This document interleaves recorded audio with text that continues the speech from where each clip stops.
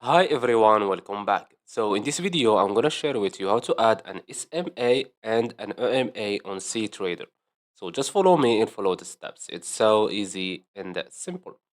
So first of all, open cTrader and let's start, for example, with the SMA. So go to this F icon here at the top, go to find indicator and type SMA. Now choose this one, simple moving average. Click on it.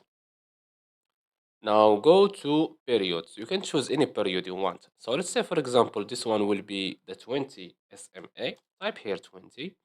You can change the color of it if you want, of the line. So I will keep this color, for example. We have here the type of the line. You can change it. And we have here the thickness of the line. So I will choose, for example, 3. Now click on OK. And this one is our 20 SMA. Now let's add the EMA and it will be the 50 EMA. Okay, so go to the F icon, remove SMA and type EMA, and make sure you choose this one, Exponential Moving Average. Okay, click on it, go to period, change it to 50. We have here the color, you can change it. I will choose, for example, yellow.